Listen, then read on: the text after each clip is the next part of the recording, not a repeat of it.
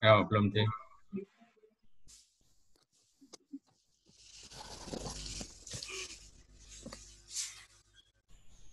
Bismillahirrahmanirrahim. Assalamualaikum warahmatullahi wabarakatuh. Uh, Alhamdulillahirabbil alamin. Wabihi nasta'in ala umuri dunya waddin. Assalatu wassalamu ala asrofil anbiya'i wal mursalin wa ala alihi washabihi ajmain. Amma ba'd. Yang saya hormati Bapak Rektor Unida Gontor Al-Ustadz Profesor Dr. Amal Fatullah Serkashi MA. Yang saya hormati Bapak Wakil Rektor 3 Unida Gontor Al-Ustadz Dr. Abdul Hafiz Z MA.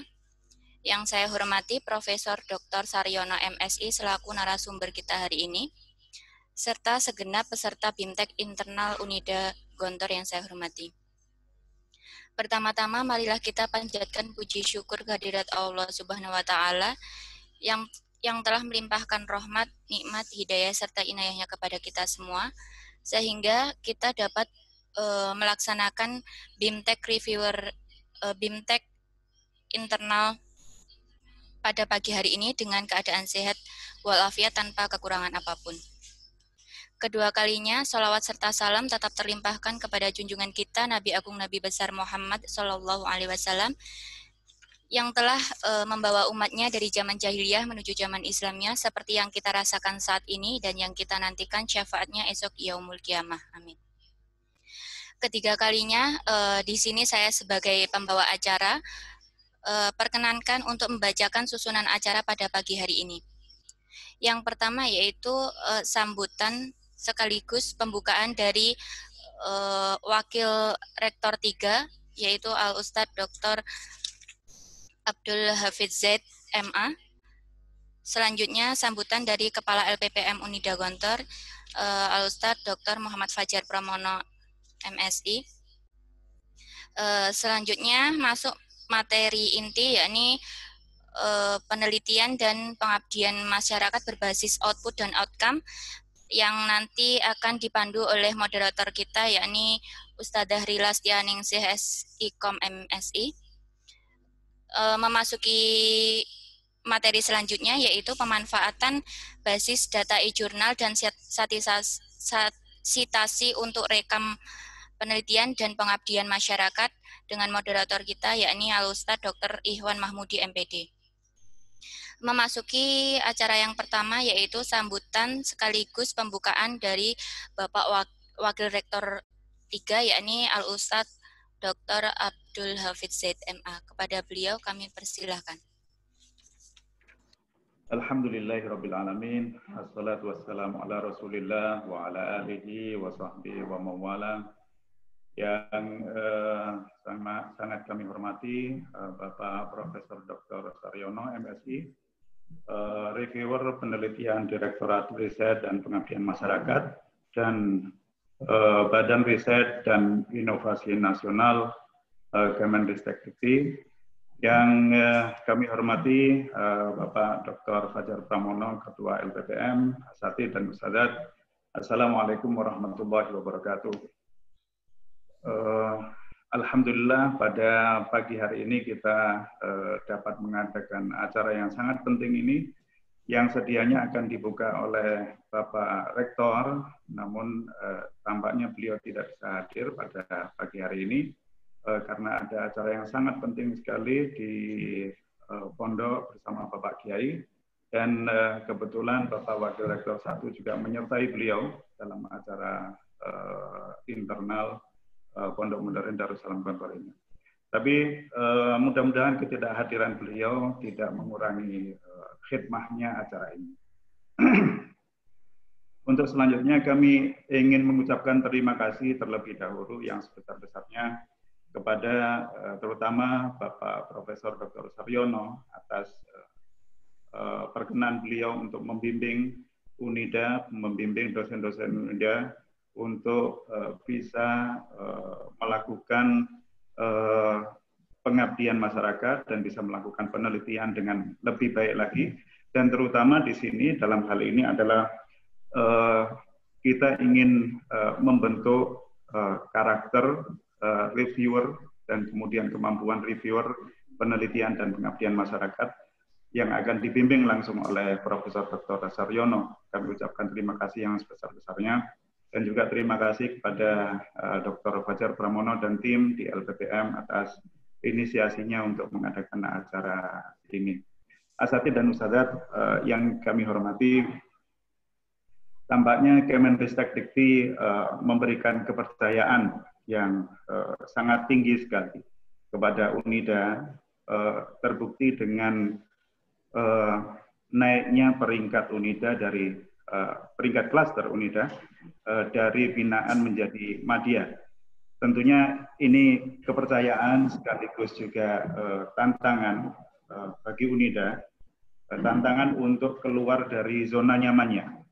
Sebenarnya klaster binaan bukan zona nyaman bagi UNIDA sebenarnya, karena kita masih ada di klaster ini mungkin dalam waktu 2 tahun, artinya kita masih belajar sebenarnya. Namun kemudian ada kepercayaan dari Kemendristek-Dikti untuk menaikkan kita menjadi anggota dalam klaster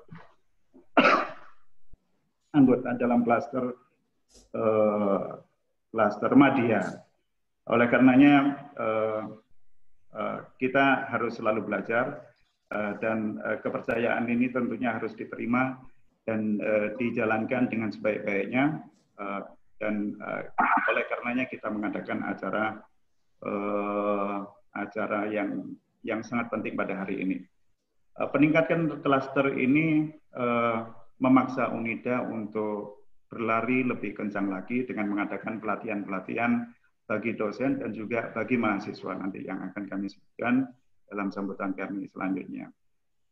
Yang menurut UNIDA menjadi sebuah tantangan, dan saya kira ini juga tantangan bagi perguruan tinggi yang ada di Indonesia, adalah perubahan paradigma penelitian dan paradigma pertanggungjawaban penelitian yang ada di Indonesia ini, yang sekarang berbasis output dan outcome, yang tentunya selain membutuhkan kompetensi, membutuhkan profesionalitas, dan juga lebih penting dari itu adalah membutuhkan jiwa tanggung jawab, integritas, dan kejujuran yang lebih. Dari sini UNIDA mencoba untuk mempersiapkan segalanya.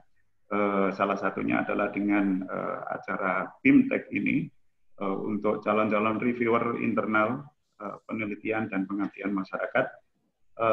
Tentunya tujuan utama dari BIMTEK ini adalah peningkatan kompetensi reviewer, di samping juga yang kami sebutkan tadi adalah integritas dan profesionalitas reviewer itu serta tanggung jawabnya, sehingga acara ini atau penelitian dan pengabdian masyarakat yang ada di UNIDA ini memang betul-betul selain kualitas secara akademiknya bagus, juga kualitas secara non-akademik atau pertanggungjawabannya bagus juga. Itu yang agenda yang pertama.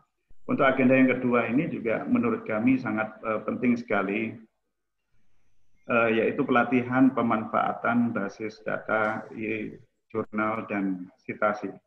Kami kira selama ini Kemendristek-Dikti juga telah memberikan fasilitas yang luar biasa kepada seluruh masyarakat Indonesia, kepada universitas-universitas dengan program-program pemanfaatan open access jurnal, termasuk juga pemanfaatan sumber-sumber terbuka yang lain dari Perpustakaan Nasional dan juga dari portal Garuda dan lain sebagainya.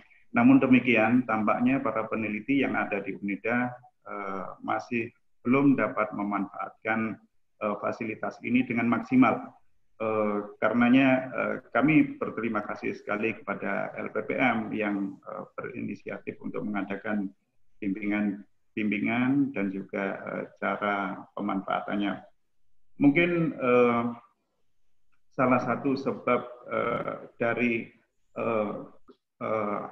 dalam tanda kutip kurangnya kualitas penelitian itu adalah karena rujukan-rujukan yang dirujuk oleh peneliti-peneliti di UNIDA atau tidak tahu saya di perguruan tinggi yang lain, itu adalah rujukan-rujukan yang cukup lama.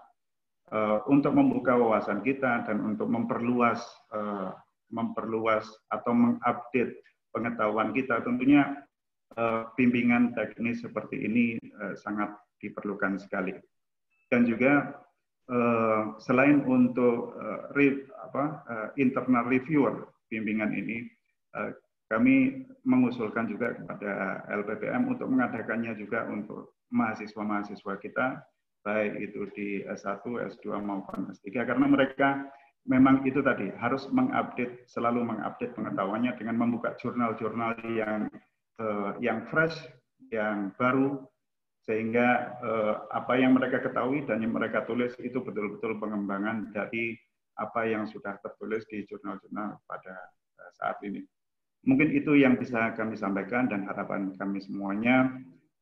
Sekali lagi kami ucapkan terima kasih kepada Profesor Dr. Satyono yang telah sudi untuk membimbing kami semuanya di sini, dan mudah-mudahan ini bukan kehadiran beliau yang terakhir, dan mudah-mudahan kami yang ada di UNIDA masih selalu dibimbing dan beliau membuka akses untuk bisa bertanya dan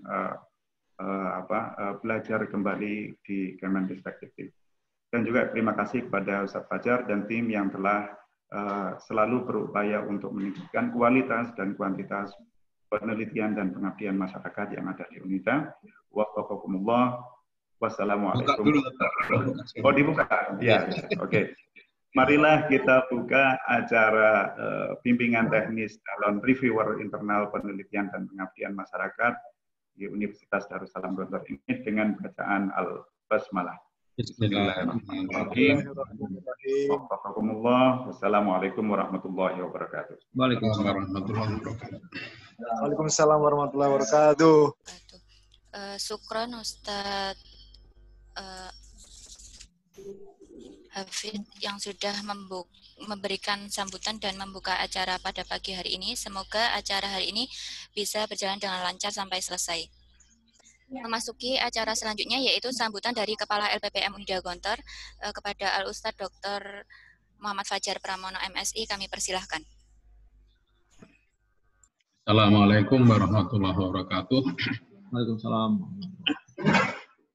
Yang kami hormati ya, Ustadz Dr. Abdul Hafid selaku Wakil Rektor 3 ya, bidang penelitian ya, masuk bidang hubungan antar lembaga ya. Juga yang tentunya kami hormati ya, Bapak Profesor Saryono ya. Dan sebenarnya kelihatan bau-bau Jawa ini. Sekalipun beliau dari Riau ya. Nanti Bu Rila ya yang akan ya kan. Dan para ibu bapak dosen ya, para mas saya ya di dosen UNIDA Gontor ya.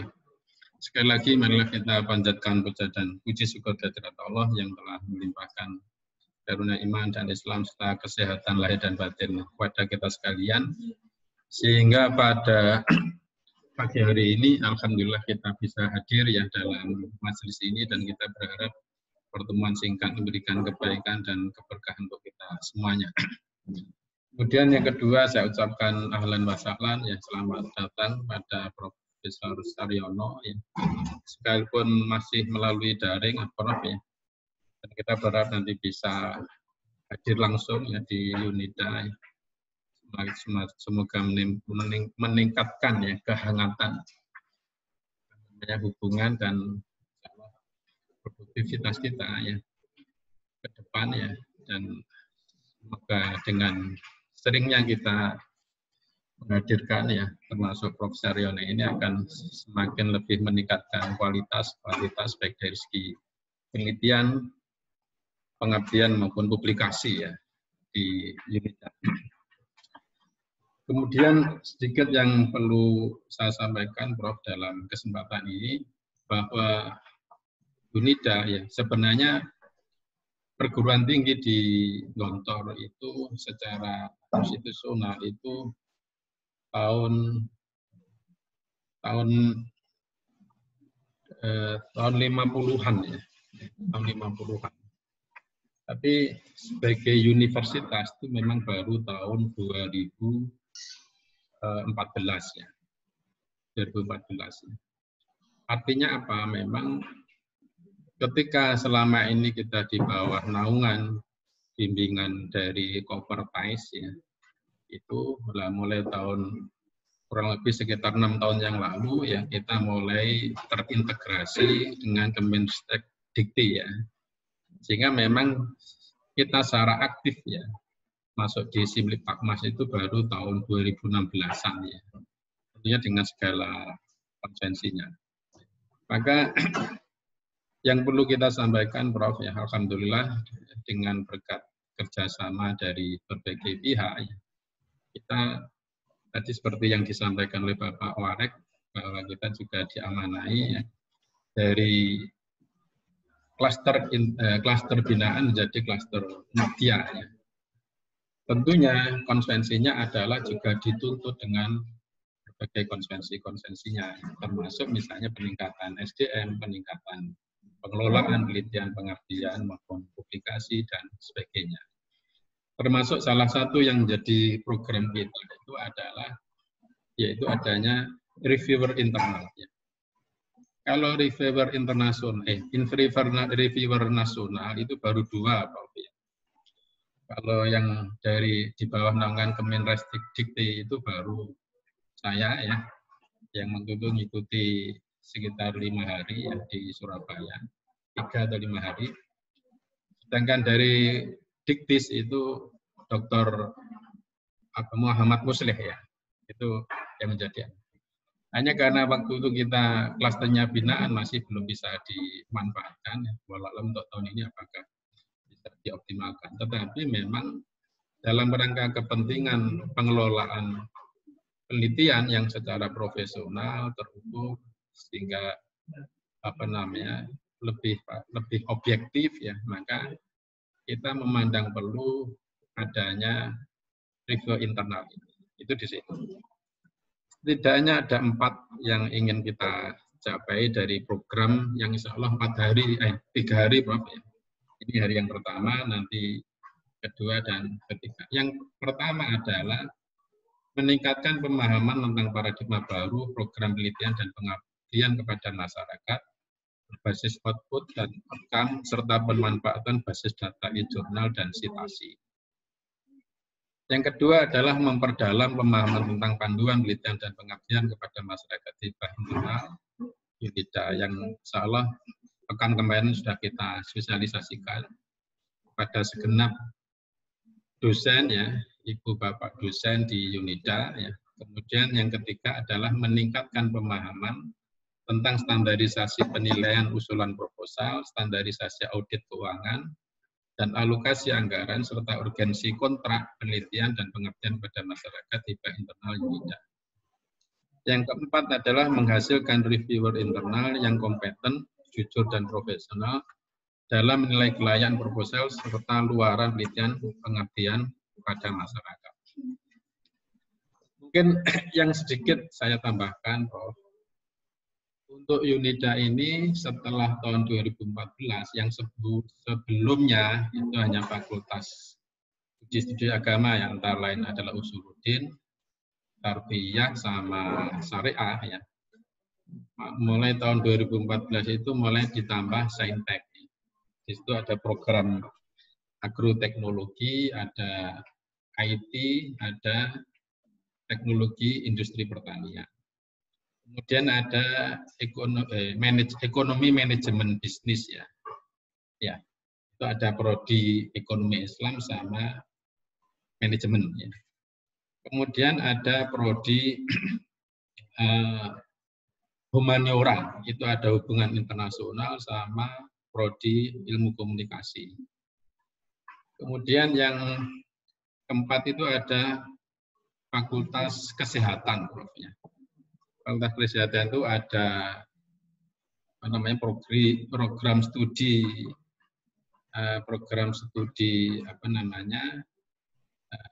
penyelamatan ya, keselamatan kesehatan kerja, kemudian yang ketiga adalah farmasi. Itu kira-kira, Prof, dan tingkatannya ada S1, S2 sama S3. Untuk S2-nya itu PPA, Pendidikan Bahasa Arab, Akidah Filsafat, sama hukum ekonomi syariah. Ya, hukum ekonomi syariah. Adapun untuk S3-nya itu ada akidah filsafat. Itu kira-kira yang kami laporkan sebagai sebuah gambaran, ya. Sehingga kita harapkan nanti kita berharap sekali bimbingan arahan dari Prof. Saryono, ya, sehingga kita betul-betul akan lebih ada peningkatan lagi yang secara signifikan bagi UNIDA maupun bagi para dosen, ya tentunya secara khusus nanti bagi para reviewer. Saya kira ini Prof gambarannya, dan sekali lagi saya ucapkan selamat datang, ahlan wa sahlan, juga termasuk pada para ibu bapak dosen atas waktu yang disediakan, yang telah melonggarkan waktunya pada kesempatan ini. Ya. Kita berharap sekali lagi pertemuan singkat memberikan kebaikan dan keberkahan untuk kita semuanya. Kurang lebihnya selama acara ini berlangsung, ya. Sekali lagi kami sebagai penanggung jawab acara ini mohon maaf yang sebanyak-banyaknya. Akhirnya bila taufiq hidayah. Assalamualaikum warahmatullahi wabarakatuh. Waalaikumsalam warahmatullahi wabarakatuh. Waalaikumsalam warahmatullahi wabarakatuh. Syukron, Ustadz sudah memberikan sambutan pada BIMTEK hari ini. Memasuki acara selanjutnya yaitu materi inti. Adapun sesi yang pertama ini tentang penelitian dan pengabdian masyarakat berbasis output dan outcome dengan narasumber kita Profesor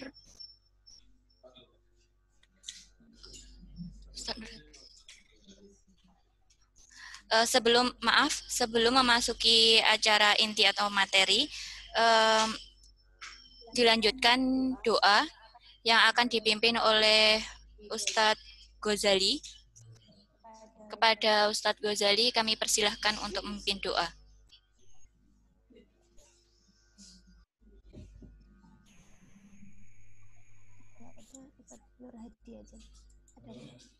Ustadz Ghazali, ya. Silahkan Ustadz.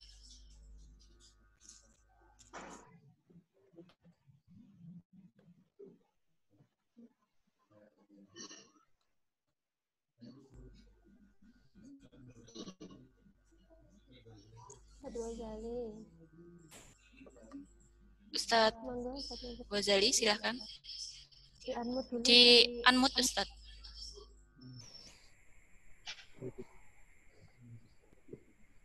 Assalamualaikum warahmatullahi wabarakatuh. Doa mudah-mudahan apa yang kita lakukan pada hari ini mendapatkan berkah dari Allah Subhanahu wa taala dan memberikan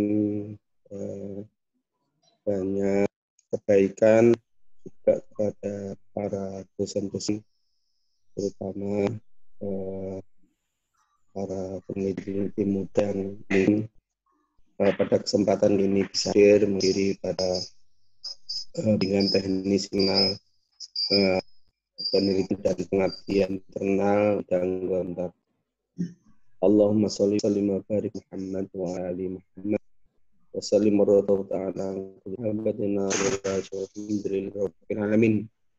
Hamdan yu'ammu wa yukafi sayyidah ya rabbana alhamdu kama yanbaghi li jalali wajhika.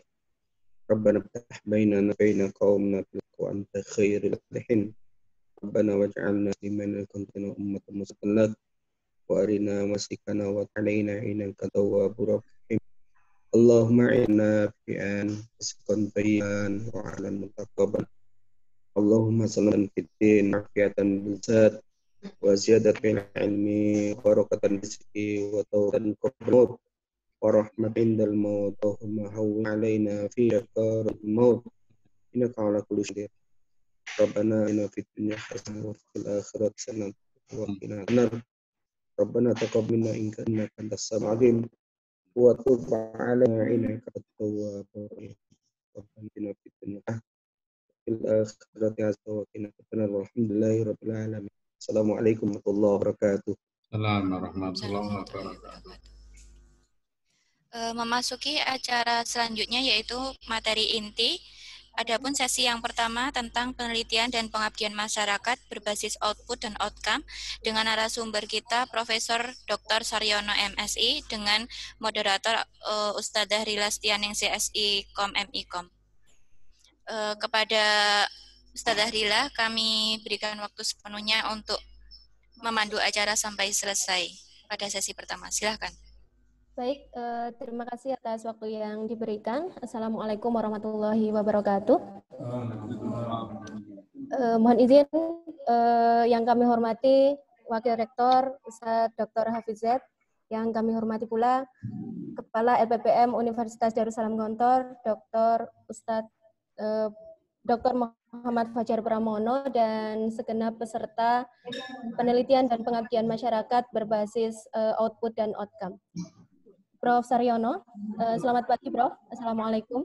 Waalaikumsalam warahmatullahi wabarakatuh. Mohon izin Prof, hari ini untuk sesi pertama, mohon izin kami yang akan memandu, dan kegiatan ini dilatar belakangi karena dalam 3 tahun terakhir ini jumlah dosen penerima hibah dari Dikti itu terus meningkat, sehingga kemudian tingginya kualitas penerimaan hibah ini dari tahun ke tahun harus diiringi dengan peningkatan kualitas penelitian maupun pengabdian pada masyarakat dosen Universitas Darussalam Gontor begitu. Sehingga harapannya kegiatan ini, penelitian berbasis output dan outcome ini dapat bermanfaat bagi masyarakat sehingga menghasilkan beberapa output yang juga memiliki social impact begitu Prof, kira-kira. Untuk waktunya nanti insya Allah sekitar 1 jam 15 menit dari 9.30 sampai 10.45. Jadi kami beri waktu, mohon izin nanti 30 menit untuk pemaparan materi, kemudian untuk 45 menit di belakang nanti untuk sesi tanya jawab begitu Prof. Baik. Yang perlu kami sampaikan adalah bahwa Profesor Dr. Saryono ini adalah tim penyusun panduan penelitian di RPM Kemenristek Dikti, yang beliau berasal dari Universitas Riau begitu. Untuk selanjutnya waktu dan tempat sepenuhnya kami serahkan kepada Profesor Dr. Saryono. Baik, Ibu Rila Setianingsih, terima kasih banyak atas kesempatannya. Bismillahirrahmanirrahim. Assalamualaikum warahmatullahi wabarakatuh. Yang saya hormati Bapak Wakil Rektor 3, Bapak Profesor Dr. Abdul Hafiz, Bapak Ketua LPPM UNIDA, Bapak Dr. Fajar Pramono. Tentunya senang sekali bisa bertemu dalam satu majelis dengan sejawat para dosen yang ada di UNIDA Darussalam Gontor. Saya ditugasi oleh Prof. Oki untuk hadir pada kesempatan ini walaupun dalam kesempatan daring. Saya sebetulnya sudah sering ke Surabaya, tapi sepertinya baru kali ini ke UNIDA Gontor. Tahun lalu itu ke mana tuh Tebu Ireng ya, almarhum Gus Dur. Universitas yang ada di Pondok itu ada 2 universitas itu, saya sudah ke sana semua. Kalau ke Surabaya mungkin tiap minggu kalau nggak ada COVID. Bapak Ibu yang saya hormati, waktunya sepertinya sangat singkat. Yang saya catat tadi dari Pak WR3 itu adalah prestasi naiknya Kemadya. Jadi sebelumnya di binaan naik Kemadya, tetapi saya linkkan dengan yang disampaikan Pak Fajar, itu baru gabung dengan Ristek Dikti itu 2014, 2016 langsung naik Kemadya. Itu suatu prestasi yang luar biasa. Dan saya rasa bukan kemurahan hati LPPM, tetapi adalah prestasi Bapak Ibu di UNIDA karena penilaiannya sangat terbuka itu. Dan sampai hari ini masih ada sekitar 1.500 perguruan tinggi yang masih berada di binaan. Dan ya waktunya sangat singkat ya, sebetulnya saya bisa cerita banyak tentang bagaimana sebetulnya roh desentralisasi itu. Karena desentralisasi pun dulu awalnya 2009 itu saya adalah sekretarisnya untuk merancang program ini. Ya, jadi dalam jangka 3 tahun UNIDA bisa sudah naik ke Madya, itu suatu prestasi yang luar biasa menurut saya, komitmen daripada Bapak Ibu dosen. Karena yang dinilai di kinerja itu adalah aktivitas penelitian dari Bapak Ibu dosen di bawah komando LPPM tentunya. Dan alhamdulillah bisa naik, tetapi jangan apa juga tadi dibilang lengah begitu, karena program ini setiap 3 tahun itu. Jadi dulu 2010, 2013, 2016, 2019, nanti insya Allah 2022 akan dikocok ulang gitu, akan dikocok ulang kembali. Nah, ada yang turun, ada yang naik. Ada yang naiknya 2 tingkat, ada naiknya setingkat, tetapi ada juga yang terjun payung dari utama ke binaan. Lalu begitu, ya. Jadi setiap 3 tahun. Tapi alhamdulillahnya, Bapak Ibu, saya cerita sedikit. Dulu awal-awal desentralisasi itu, perguruan tinggi yang tercatat di Kemendikbud dulu namanya, itu hanya sekitar 750-an. Dari waktu itu 3.200 perguruan tinggi. Jadi yang pernah mengusulkan penelitian ke DRPM itu sedikit sekali. Nah, waktu kita adakan pemetaan kinerja, dulu belum ada SIM Litbangmas, pakai manual, itu dari 700 itu hanya yang bersedia dikunjungi itu nggak sampai 500. Kita 470. Yang 200 sekiannya itu tidak bersedia dikunjungi. Kenapa? Karena nggak punya LPPM. Yang kita kunjungi pun ada LPPM-nya, tetapi nggak ada kantornya juga ketemu. Ketua LPPM-nya jalan kemana-mana, stempelnya di kantong. Nah, alhamdulillah terakhir kemarin desentralisasi tahun lalu itu sudah mencapai jumlah sekitar 2.600 dari jumlah 4.000 perguruan tinggi di Indonesia. Itu suatu prestasi yang luar biasa. Jadi sudah tertangkap oleh radar DRPM. Nah, kalau sudah tertangkap oleh radar DRPM, ikut dalam pembinaan. Dan saya salut dengan UNIDA karena dalam waktu 3 tahun sudah bisa naik ke Madya, dan tentunya kita berharap 3 tahun ke depan naik ke utama. Apa itu binaan, apa itu Madya, apa itu utama, nanti kita coba bahas di pembicaraan selanjutnya. Baik Ibu Bapak, saya lanjutkan saja. Tadi mengacu ke paradigma baru penelitian. Apa sih sebetulnya paradigma baru penelitian? Itu dimulai dari lahirnya Permen-Ristek. Dulu namanya Permendikbud nomor 44 tentang Standar Nasional Pendidikan Tinggi, atau disebut juga dulu SNPT. Ada juga orang sebut singkatan SNDikti. Nah, khususnya waktu itu yang berubah secara signifikan adalah di mana 3 dharma dari perguruan tinggi itu, Tridharma itu, pengajaran, penelitian, dan pengabdian masyarakat itu, dulunya sebelum Permen SNDikti keluar, Permen 44 keluar itu, pembahasannya lebih banyak ke dharma pertama, pendidikan pengajaran. Nah, dengan lahirnya Permen 44, ketiga dharma itu, pengajaran, penelitian, dan pengabdian masyarakat itu setara dia. Jadi semacam tungku. Kalau tungku 3 batunya, kalau batunya 1 lepas, itu periuknya jatuh. Kira-kira begitu. Artinya 3 dharma ini dikatakan di Permen itu merupakan suatu kesatuan yang tidak dapat dipisahkan. Kesatuan yang tidak dapat dipisahkan itu apa? Dari 3 dharma, yang di tengah itu adalah penelitian. Nah, ini yang disebut dengan paradigma baru penelitian.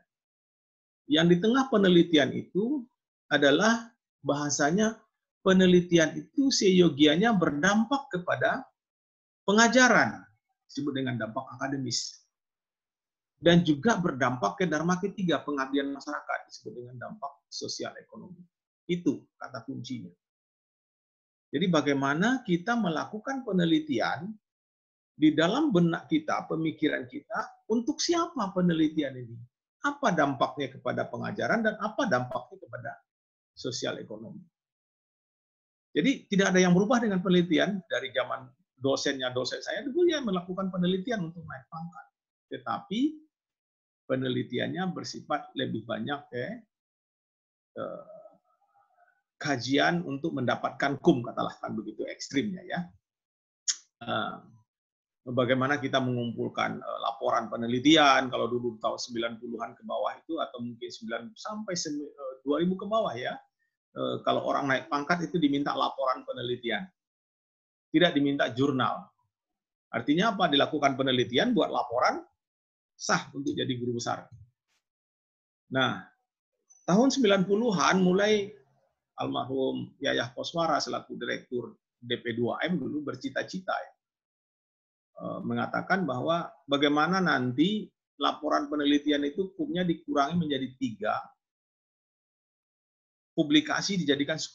Kalau dulu enggak, laporan penelitian itu nilainya 10, publikasi nilainya 3. Publikasi di mana saja. Dulu gitu kan. Nah, sampai akhir 2000 itu sudah dibalik oleh Profesor Yayah Koswara selaku Direktur almarhumah, mudah-mudahan ini menjadi amal beliau, sehingga publikasi nilainya 10 dan laporan penelitian nilainya 3. Hari ini laporan penelitian sudah nggak dianggap bagi kita kan. Kita udah lupa laporan penelitian. Yang penting bagaimana publikasi dan sitasi tadi.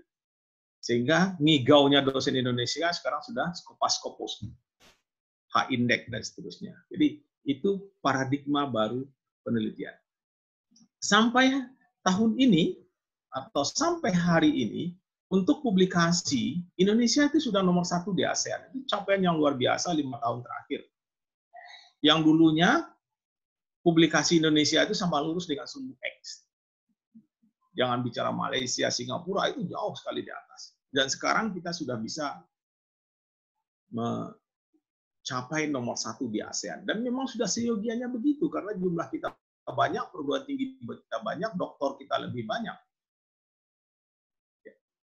Tetapi masih ada yang mengeluarkan komentar, ya Indonesia sudah nomor 1 total publikasi internasional yang terindeks bereputasi misalnya, tetapi hampir 70% itu proceeding dan hanya sekitar 30-35% yang berupa jurnal bereputasi. Nah, stressing paradigma barunya tahun ini, mulai tahun ini, Pak Oki sampaikan, bahwa mendorong dosen-dosen yang tadinya di proceeding, mainnya silakan masuk ke jurnal, yang sudah main di Q4, naik ke Q3, Q3 naik ke Q2, akhirnya kita mengejar kualitas publikasi. Kualitas publikasi itu adalah dampak akademis, keilmuan. Dan tahun ini juga mulai didorong bagaimana penelitian itu berdampak kepada Dharma ketiga pengabdian masyarakat. Dharma ketiga pengabdian masyarakat itu dampak sosial ekonomi. Kebijakan Pak Menteri yang baru adalah 40%, kalau tidak salah, dana penelitian itu diarahkan ke penelitian-penelitian yang bisa menyelesaikan masalah masyarakat kecil. Entah itu makanan tradisional, industri tradisional, UMKM, dan segala macam. Bagaimana inovasi dibuat oleh peneliti untuk membantu. Bahasanya Pak Menteri itu penelitian yang secara langsung atau secara lebih dekat bisa dimanfaatkan oleh masyarakat. Jadi modernisasi. Misalnya bagaimana makanan tradisional yang sekarang itu dijual, dimasak pagi, sorenya rusak, bagaimana bisa tahan 3 bulan. Sehingga memiliki kualitas dan daya simpan yang lebih lama. Yang tadi packaging-nya nggak bagus, bagaimana dibuat lebih bagus sehingga menggerakkan ekonomi masyarakat. Bukan berarti juga yang high-tech ditinggalkan. Yang sisanya itu adalah ke high-tech. Jadi Bapak Ibu, paradigma baru penelitian itu adalah penelitian yang dalam kurun waktu tertentu sampai ke pengguna. Penelitian yang dalam kurun waktu tertentu sampai ke pengguna. Artinya apa? Dalam kita membuat proposal atau dalam kita membuat program penelitian, kita tidak cukup berpikir dalam 1 tahun, 2 tahun, 3 tahun program itu. Tetapi selama saya jadi dosen, itu saya akan melakukan penelitian di bidang apa dan kapan nyampainya ke pengguna. Pengguna dalam artian luas. Kalau Bapak Ibu melakukan penelitian menghasilkan buku, penggunanya tentunya yang akan membaca buku Ibu Bapak.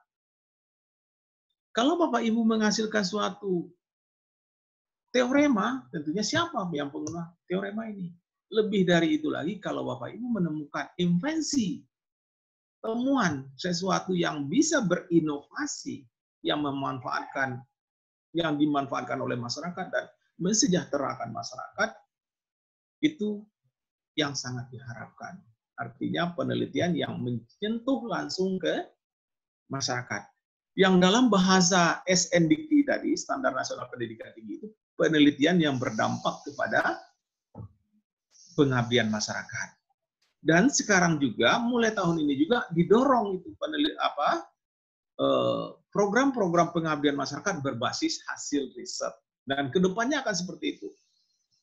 Nah, pengabdian masyarakat, dulunya itu di era saya itu kan pengabdian masyarakat, kita sebutnya pengabdian masyarakat, sebetulnya kita nipu-nipu masyarakat aja dalam tanda kutip. Mohon maaf Bapak Ibu. Contoh, saya ini orang biokimia ya, biochemist. Nah, waktu saya melakukan pengabdian masyarakat itu apa? Pengabdian saya untuk naik pangkat kurang. Terus saya buatlah proposal. Saya ajukan ke LPPN. Apa itu?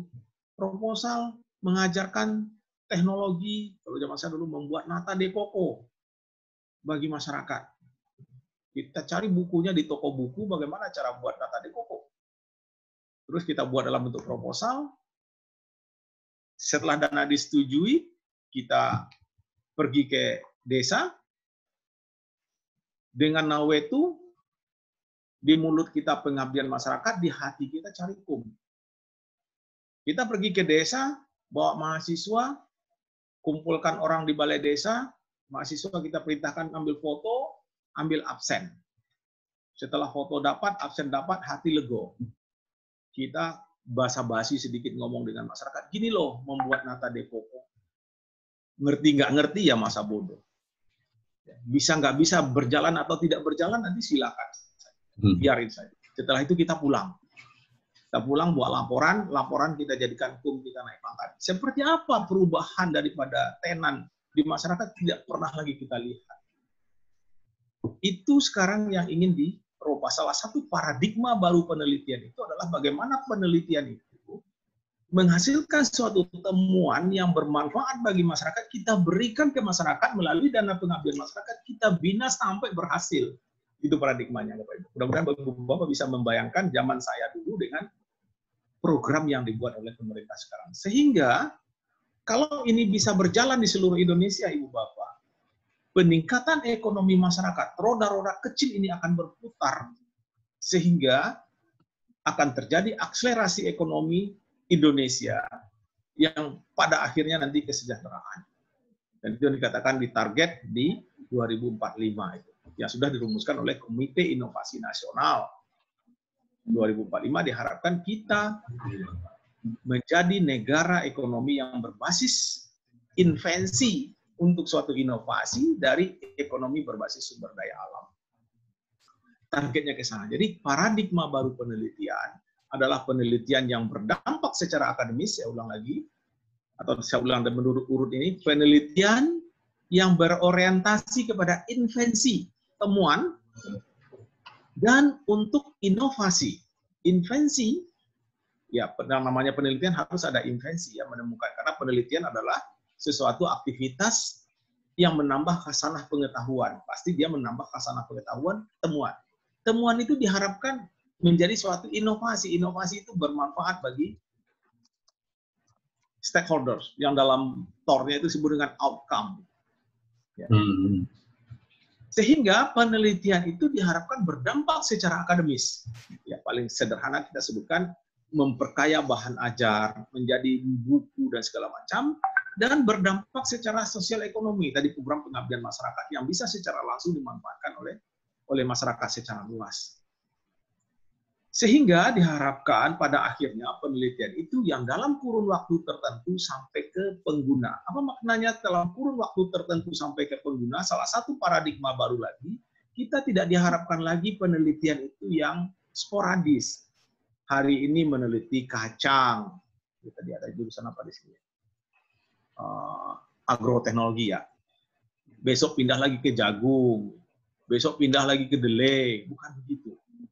Diharapkan penelitian itu berjalan terus dalam misalnya kalau kita meneliti padi misalnya, bagaimana padi ini terus diteliti sehingga sekian tahun nanti akan mengurangi impor. Bahasa Pak Menteri itu substitusi impor. Bawang juga demikian.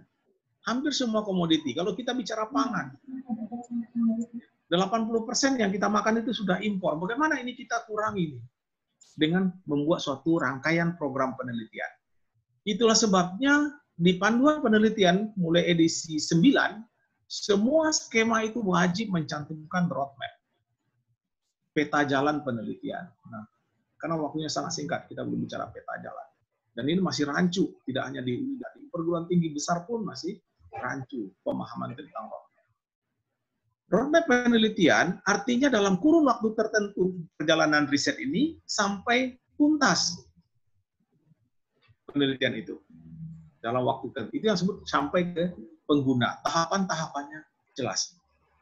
Nah, program ini juga sebetulnya itu mengakomodir apa yang diamanatkan di Undang-Undang Nomor 12 tahun 2012, di mana dosen kompeten di bidangnya. Dosen akan kompeten di bidangnya kalau dia linear melakukan riset memperdalam suatu ilmu, bidang ilmu yang dia senangi, tidak loncat-loncat pindah sana pindah sini. Oke. Jadi dia akan linear, dia akan kompeten, dan insya Allah hasil penelitian itu akan sampai ke pengguna. Itu yang dimaksud. Ibu moderator, tolong diingatkan saya kalau waktunya habis ya. Nah, baik, Prof. Jadi ini yang saya katakan tadi, Undang-Undang Permendikbud nomor 49 2014 itu dirubah oleh Pak Nasir menjadi Permen 44 2016 gabung dengan Ristek. Tetapi yang berubah di situ hanyalah SK, S2 dan S3. Sedangkan di bidang penelitian tidak berubah. Apa itu penelitian yang berdampak akademik dan berdampak sosial itu? Yang pertama tentunya diharapkan penelitian itu menghasilkan kekayaan intelektual, KI, atau paten, dan dibalik materinya. Nah, untuk poin kekayaan intelektual ini menjadi penekanan Bapak Ibu mulai tahun ini.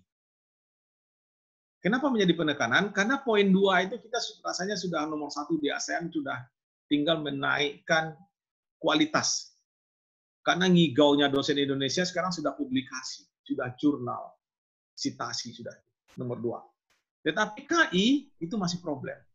Sehingga saya dengar-dengar infonya saja, itu nanti sedang digodok ya kalau nggak salah itu, kalau mau guru besar tidak memiliki jurnal internasional, sekarang syaratnya itu kalau nggak salah Q3, boleh diganti dengan paten. Tapi mohon maaf ini baru berita yang belum menjadi aturan ya Bapak Ibu. Tetapi saya dengarnya sekarang lagi dibuat aturan seperti itu, sehingga tidak satu-satunya lagi jurnal internasional sebagai persyaratan guru besar. Nah, ini bahagian dari suatu proses yang dilakukan untuk mendorong semakin banyak dosen Indonesia atau peneliti Indonesia menghasilkan KI. Karena 80% juga KI yang ada di Indonesia itu impor. Ya. Coba kita lihat dalam satu botol air mineral yang ada di meja kita, itu KI-nya dari mana sih? Mayoritas itu dari luar semua, tidak ada yang kita punya.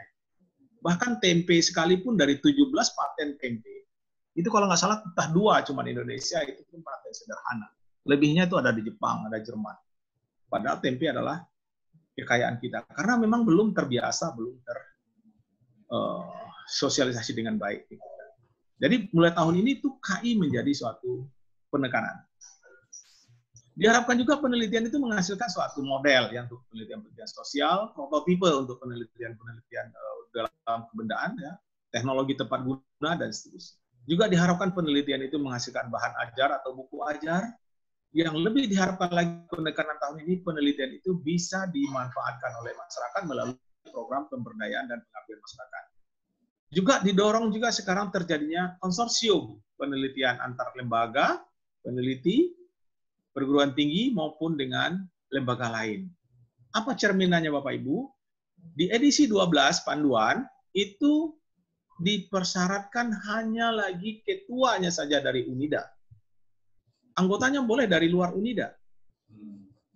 Tidak harus dari UNIDA. Kalau dulu edisi 11 ke bawah, itu ketua dan satu anggota harus dari perguruan tinggi yang sama. Paradigma barunya di edisi 12 itu adalah cukup ketuanya saja kalau diperlukan ya. Kalau diperlukan misalnya UNIDA harus, Bapak Ibu harus berkolaborasi dengan ITS, berkolaborasi dengan ITB, berkolaborasi dengan lembaga Ekman, berkolaborasi dengan Saudi Arabia, silakan. Sudah dibuka ruang untuk itu. Tentunya harus jelas urgensinya.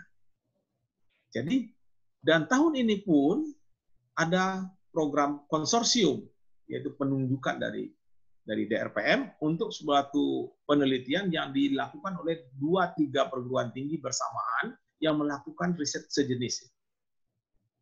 Ini tujuannya untuk apa? Agar penelitian itu tuntas. Tuntas itu Pak, maksudnya menghasilkan suatu produk yang bermanfaat.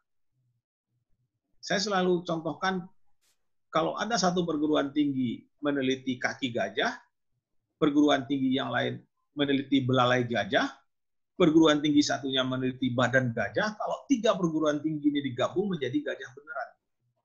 Itu harapannya itu konsorsium. Kerjasama perguruan tinggi, kerjasama dengan lembaga lain, kerjasama dengan industri, dan seterusnya.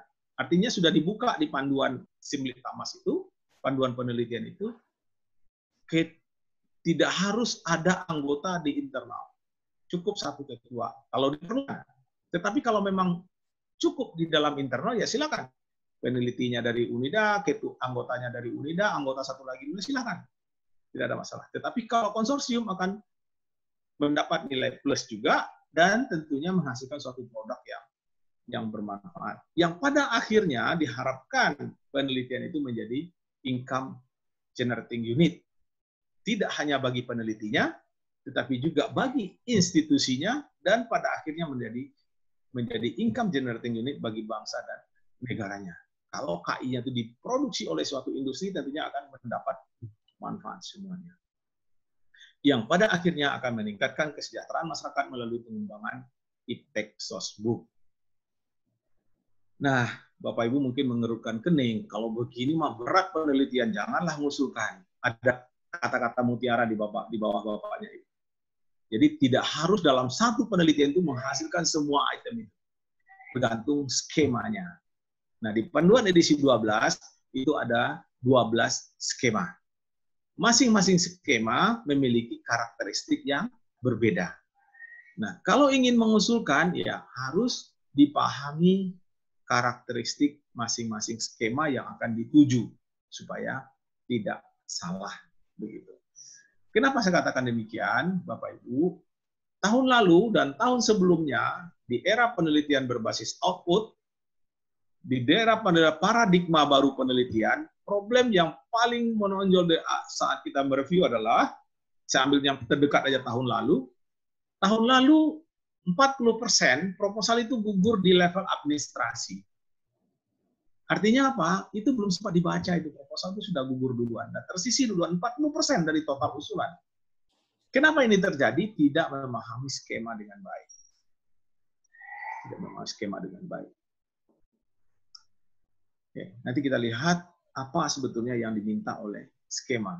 Jadi ada 12 skema di edisi 12 yang revisi. Ke-12-12-nya itu memiliki karakteristik yang berbeda, tujuan yang berbeda, dan luaran yang berbeda-beda. Itu yang harus dipahami, Bapak Ibu. Dan info awal saja, mungkin nanti penerimaan proposal itu akan ada di bulan Oktober, minggu kedua insya Allah. Dan nanti akan ada panduan disebutnya edisi 13. Kita lagi tiap hari intens ketemu secara daring untuk menyiapkan panduan untuk usulan tahun 2020, pendanaan 2021. Tetapi Bapak Ibu, skema tidak berubah. Skema persis sama seperti yang edisi 12. Yang sekarang ini yang nanti juga kita akan coba bahas. Dan yang signifikan berubah itu, atau mungkin bukan berubah ya, ditambahkan itu ada aturan penelitian di era COVID. Jadi ada suplemen nanti di edisi 13 yang akan terbit beberapa saat lagi itu. Ditambah ada penyempurnaan di beberapa skema. Nah, kembali ke sini tadi, paradigma baru penelitian itu, lakukanlah penelitian, tetapi pada saat Bapak Ibu memilih suatu topik penelitian, mungkin masih banyak yang muda-muda di sini, coba pikirkan kalau Bapak Ibu ada di suatu jurusan misalnya farmasi misalnya begitu ya, biar agak dekat dengan saya farmakologi. Selama jadi dosen itu ingin jadi ahli apa sih? Bapak Ibu selama jadi dosen ingin dikenang sebagai ahli apa sih?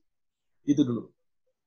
Kalau itu sudah Bapak Ibu dapat sesuai dengan keinginan hati nurani, berikutnya Bapak ingin meneliti bidang apa sih?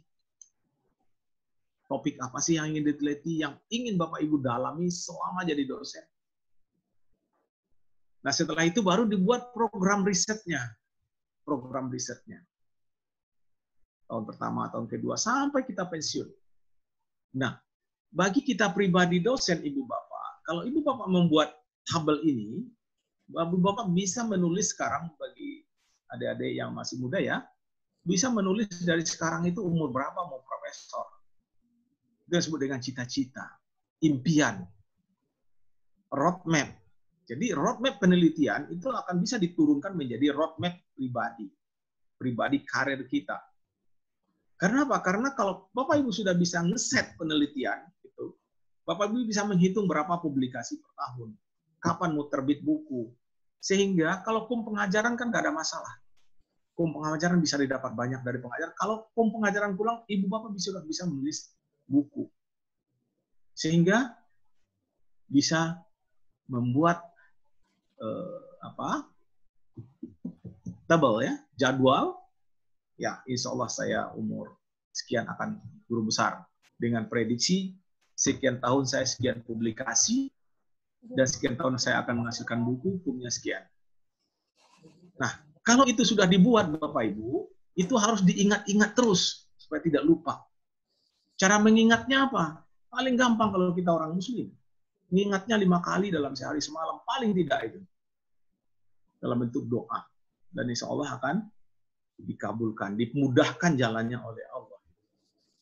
Bapak Ibu ini sedikit cerita masa lalu ya. Dan ini tidak perlu dibicarakan dengan seorang, termasuk dengan istri sekalipun, dengan suami sekalipun. Cukup dalam hati kita membuat roadmap pengembangan karir kita pribadi. Nah, kalau sudah jadi dosen, saya ketemu juga saya banyak keliling perguruan tinggi dari Sabang sampai Merauke. Saya ketemu juga dengan dosen-dosen yang katanya dia batu loncatan aja dari dosen, nanti akan keluar lagi. Hidup pilihan, tapi kalau menurut saya prospek jadi dosen, kata Pak Renal Kasali, salah satu profesi yang menjanjikan di era 4.0 ini adalah sebagai dosen, sebagai peneliti, gitu ya. Asal konsisten di bidangnya dan menjadikan suatu ahli. Bisa agak melenceng sedikit ya. Jadi oleh sebab itu lakukanlah penelitian yang dalam kurun waktu tertentu sampai ke mengguna dan memberi manfaat kepada masyarakat. Dalam bahasa agamanya adalah ilmu yang bermanfaat. Kalau ilmu yang bermanfaat, tentunya Bapak Ibu di Gontor lebih paham ya, balasannya surga. Jadi dalam apapun kita mengarah kemanapun secara aturan ini sudah dibuat sedemikian rupa, Bapak Ibu akan linear, Bapak Ibu akan bisa menapak karir lebih terukur, dan insya Allah juga bermanfaat bagi orang lain, dan itu akan menjadikan secara ini juga menjadi ilmu yang bermanfaat bagi kita. Nah, untuk itu semua tentunya kita perlu menyusun apa yang disebut dengan roadmap penelitian yang jelas. Roadmap penelitian yang jelas itu mulai dari sekarang sampai saya akhir nanti pensiun itu saya dikenang dengan ahli apa, itu yang linear itu. Dosen yang kompeten di bidangnya itu menurut undang-undang.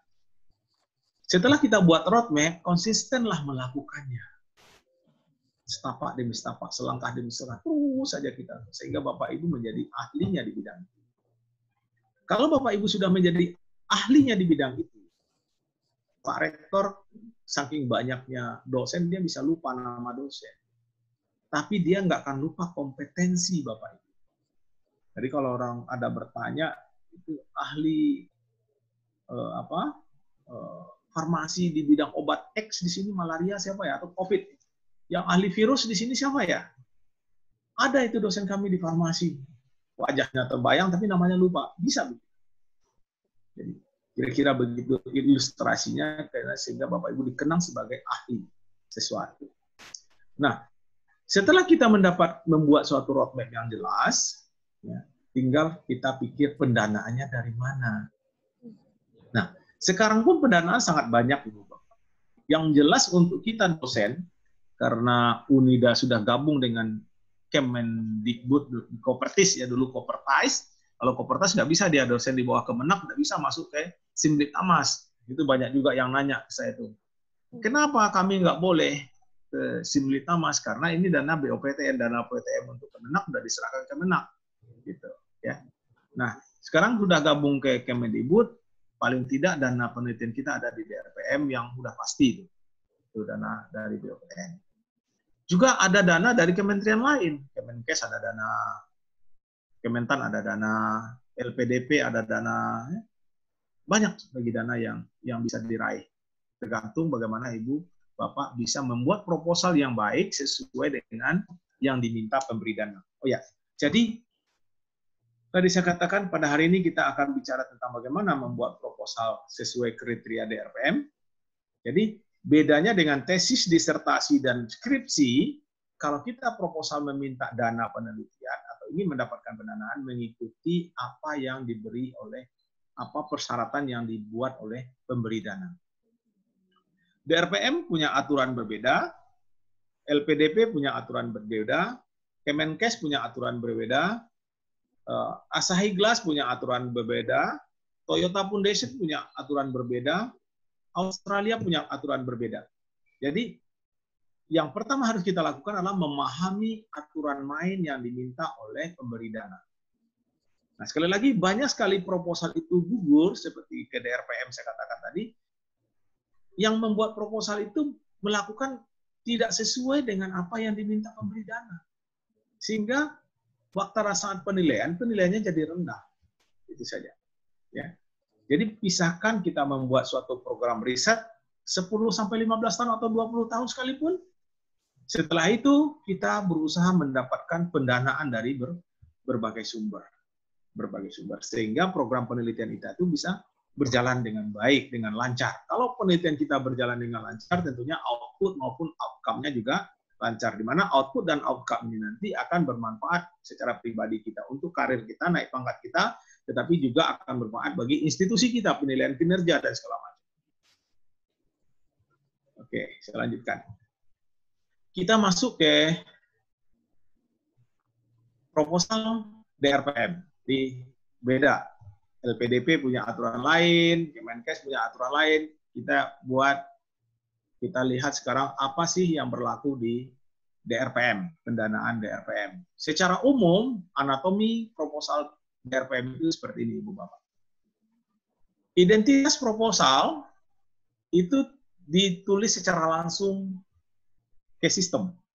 Jadi tidak lagi mulai dari edisi 12, tidak lagi unggah PDF. Jadi sudah melakukan pengusulan tersistem ke Simdiktamas NG 2.0. Tentunya ini gampang ya, yang identitas, menulis nomor identitas proposal, judul penelitian, bidang fokus, tema dan topik, skemanya apa, skema itu ada dasar, terapan, ada pengembangan, setelah masuk skema SBK-nya apa, katakanlah dia dasarnya masuk ke bidang apa, apakah engineering, apakah sosial, dan seterusnya, TKT target, nah ini juga bagaimana mengukur TKT itu juga perlu dipahami Ibu Bapak, karena nanti ada banyak proposal yang gugur karena mengukur TKT-nya salah, sehingga dia berada di kamar yang salah, sehingga penilaian dengan form yang salah, sehingga proposalnya jadi gugur. Lama penelitian, ya, lama pengusulan. Berikutnya ada identitas pengusul. Identitas pengusul itu isinya adalah ketua dan anggota peneliti, termasuk di situ juga bidang keahlian, tugas, dan hak indeks diminta di situ. Berikutnya identitas mitra. Bapak Ibu juga diminta mengisi identitas mitra. Mitra ini kalau untuk penelitian dasar, kalau Bapak Ibu berkolaborasi dengan luar UNIDA, misalnya dengan LIPI, dengan BPPT, atau dengan perguruan tinggi lain, silakan disebut dengan mitra pelaksana riset. Tetapi untuk skema terapan dan pengembangan, itu mitra adalah mitra calon pengguna hasil riset. Beda dia. Mitra yang akan mengimplementasikan, mitra yang akan mengkomersialisasikan. Itu untuk skema terapan dan skema pengembangan. Terus Bapak Ibu diminta menuliskan luaran wajib dan luaran tambahan sesuai dengan kriteria skema. Oleh sebab itu, skemanya harus dipahami dulu Ibu Bapak. Setelah itu rancangan anggaran, itu sudah ada template-nya di Simlit Tamas. Nah, berikutnya substansi usulan. Substansi usulan itu sesuai dengan template. Ada template-nya, Bapak Ibu bisa download di Simlit Tamas. Ada ringkasan maksimum 500 kata, juga harus ada kata kunci, latar belakang 500 kata, tinjauan pustaka 1000 kata, dan seterusnya. Ini harus diisi sesuai dengan urutan-urutan ini. Sebetulnya mudah saja Bapak Ibu pahami apa yang disampaikan di template. Sampai hari ini masih banyak yang buat proposal itu copy paste dari proposal, skripsi, tesis, disertasi. Sehingga dia nggak sesuai dengan urutan ini. Karena apa? Urutan ini dibuat gunanya adalah untuk menyeragamkan nanti reviewer pada saat menilai itemnya juga sesuai dengan ini. Ibu Bapak bayangkan kalau itemnya keluar dari sini. Nggak muncul, jadi apanya yang dinilai, sehingga nilainya akan rendah. Berikutnya biodata ketua pengusul dan anggota pengusul. Ini juga mayoritas gugurnya proposal kemarin di administrasi itu adalah karena biodata yang nggak jelas. Yang nggak jelas seperti apa? Itu ada di profil di Simlit Tamas. Bapak Ibu bisa buka profil di Simlit Tamas. Misalnya publikasi. Publikasi itu yang diminta adalah yang pertama nama jurnal, ya. Yang kedua posisi Bapak Ibu di penulisan itu. Apakah pes authors, penulis pertama, co-authors, atau corresponding authors. Itu harus jelas. Kalau tidak jelas, dia tidak bisa dinilai. Karena apa? Dalam penilaian proposal, yang dinilai itu hanya posisi penulis pertama atau penulis koresponden. Biodata anggota pengusul. Ini penting karena nanti ada pertanyaan pada substansi adalah kompetensi tim. Reviewer tidak akan bisa melihat kompetensi tim kalau ini tidak jelas. Berikutnya persetujuan lembaga. Ini adalah setelah edisi 12 untuk mempermudah Ibu Bapak agar tidak lagi kalau dulu yang menjadi masalah itu kan di hari terakhir tanda tangan ketua LPPM. LPPM juga lagi sibuk dipanggil Pak Rektor di kemana-mana, teman-teman. Sementara Bapak Ibu harus deadline hari ini harus sudah tanda tangan, sehingga repot sekali. Nah sekarang tidak perlu lagi tanda tangan, sekarang sudah tersistem. Itu kira-kira anatomi. Prof, mungkin 5 menit lagi ya Prof ya? Waduh, saya belum sampai ke skema ini. Nah, kira-kira anatominya kira-kira begitu. Dan ini prosesnya Bapak Ibu. Jadi ada mulai pengumuman, nanti kalau nggak salah itu sekitar Oktober minggu kedua. Setelah itu Bapak Ibu pengusulan di bulan Oktober. Setelah itu penyeleksian. Setelah itu penetapan, pelaksanaan, pengawasan, pelaporan, dan penilaian luaran. Luaran wajib dan luaran tambahan. Oke. Saya masuk ke ketentuan umum. Ketua pengusul adalah dosen yang memiliki NIDN atau NIDK, sama seperti dulu. Pengusulan melalui Simlit Tamas, mendapatkan persetujuan LPPM. Setiap dosen dapat mengusulkan usulan penelitian, 1 jadi ketua dan 1 jadi anggota. Ini kuota dasar. 1 jadi ketua dan 1 jadi anggota. Boleh di skema yang sama atau di skema yang berbeda, silakan saja, tidak ada masalah. Yang biru ini mungkin ada revisi Bapak Ibu, saya belum bisa sampaikan sekarang karena belum belum disetujui atau belum ditandatangani oleh pimpinan kementerian. Tapi kemungkinan besar ini akan berubah. Berubahnya itu ke angka yang lebih tinggi, Ibu Bapak. Oke. Khusus untuk skema penelitian pasca sarjana, pengusul dapat mengajukan paling banyak 5 usulan, karena di sini tadi sudah ada S2 dan S3, Bapak Ibu yang punya murid S2 dan S3, Bapak Ibu bisa mengusulkan skema pasca sarjana. Skema pasca sarjana itu ada tesis magister, ada disertasi doktor, ada postdoc dalam negeri. Bapak bisa mengusulkan 5 usulan lagi, 5 proposal di luar kuota dasar tadi, 1 jadi ketua, 1 jadi anggota. Pelaksana penelitian yang lalai tidak memenuhi target dapat dikenai sanksi. Itu hasil penilaian reviewer output nantinya. Dosen dapat diundang untuk diberi penugasan penelitian. Jadi ada skema penugasan di DRPM juga, tetapi bukan kita yang meminta, tetapi DRPM yang menentukan. Jadi ada konsorsium riset unggulan perguruan tinggi, ada penelitian kebijakan, dan penelitian world class riset. Kewajiban pengisian catatan harian, pendanaan mengikuti SBK, dan tentunya perlu menuliskan acknowledgement. Ini skemanya, Ibu Bapak, insya Allah tidak berubah di edisi 13 nanti, tidak perubahan ya, skema ini tetap. Tetapi karena waktunya juga sudah semakin mepet, saya fokus ke skema desentralisasi. Ini aja. Di nasional itu ada 6 skema. 1, 2, 3, 4, 5, 6. 1, 2, 3 nasional dan 1, 2, 3 desentralisasi itu sama, Ibu Bapak. Aturan main sama, persyaratan sama.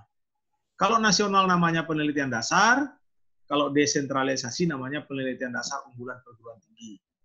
Nasional namanya penelitian terapan, desentralisasi namanya penelitian terapan unggulan perguruan tinggi. Nasional namanya penelitian pengembangan, desentralisasi namanya penelitian pengembangan unggulan perguruan tinggi. Jadi UPT, UPT, UPT. Itu aja bedanya. Aturan main sama, persyaratan sama.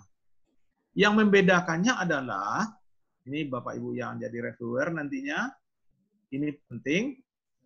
Kalau penelitian nasional, dia mengacu ke Rencana Induk Riset Nasional. 9 bidang fokus sekarang, RIRN. Sedangkan kalau dia penelitian desentralisasi, dia mengacu ke Renstra Unida. Dan ini merupakan pertanyaan pertama pada saat penilaian proposal. Dan harus di-state di proposal itu. Kalau nggak, nilainya akan rendah. Baik. Jadi ada skema kompetitif nasional dan ada skema desentralisasi. Untuk nasional 4, 5, 6, ini adalah skema peningkatan kapasitas riset. Peningkatan kapasitas riset. Yang nomor 4, penelitian dosen pemula. Ini karena Unida sudah naik ke Madya, tidak boleh lagi Unida mendapatkan atau mengusulkan skema dosen pemula. Itu jeleknya. Jadi tidak ada lagi skema dosen pemula untuk Unida. Tetapi sudah ada desentralisasi 3 nih. 3 ini. Oke, dananya besar. Mayoritas dana desentralisasi tidak terserap seluruh Indonesia itu. Jarang yang terserap maksimum. Mayoritasnya tidak terserap maksimum. Karena apa? Dananya tidak dikirim ke Unida, ngambilnya pakai proposal. Kalau proposalnya bagus, ya lolos, ya dananya terserap. Oke. Penelitian dosen pemula, itu tidak boleh lagi Unida. Yang nomor 5, penelitian kerjasama antar perguruan tinggi, PKPT. Ini masih boleh Unida, karena PKPT itu untuk binaan dan madya.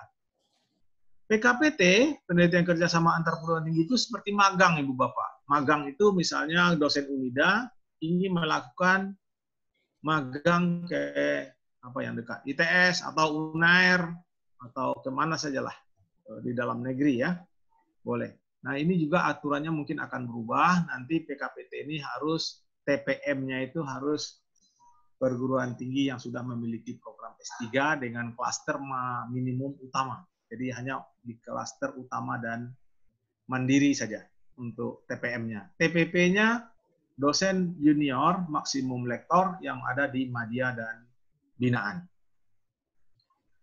Ada penelitian pasca sarjana, di sini ada tesis magister, ada disertasi doktor, ada pasca doktor, dan ada PMDSU. PMDSU dia sifatnya penugasan. Sedangkan tesis magister bagi Bapak Ibu yang memiliki mahasiswa S2. Disertasi doktor bagi Bapak Ibu yang memiliki mahasiswa S3. PMDSU itu penugasan. Pasca doktor mungkin Bapak Ibu yang senior memiliki riset yang besar dan memerlukan tenaga peneliti dalam kualifikasi doktor. Itu bisa masuk ke pasca doktor. Itu skema yang ada di edisi 12, Ibu Bapak. Sedangkan yang 3 itu adalah skema penugasan. Konsorsium Riset Unggulan Perguruan Tinggi, KRUPT, kajian kebijakan aktual, ini adalah penugasan juga, misalnya kalau kementerian memerlukan kajian untuk sebuah kebijakan agar dapat dasar akademis yang kuat, maka seseorang akan ditugaskan. Juga ada World Class Research, WCR. Ini gunanya adalah, sekali lagi tadi, untuk meningkatkan kualitas publikasi tadi, Ibu Bapak. Karena WSR itu harus menghasilkan jurnal Q1. Dan ini diundang teman-teman yang sudah pernah publikasi di Q1, itu akan dihubungi oleh DRPM dan dikasih dana untuk melakukan riset berikutnya dengan luaran jurnal bereputasi tinggi. Oke, ini pencirinya Ibu Bapak. Jadi ada skema tadi dasar, terapan, dan pengembangan. Apa bedanya? Skema penelitian dasar itu dicirikan TKT-nya berada di 1, 2, 3. Jadi Bapak Ibu nanti diminta mengukur TKT. Kalau TKT-nya berada di 1, 2, dan 3, maka Ibu Bapak nanti akan secara sistem masuk ke skema dasar. Skema dasar itu cirinya luarannya berupa publikasi, proceeding, atau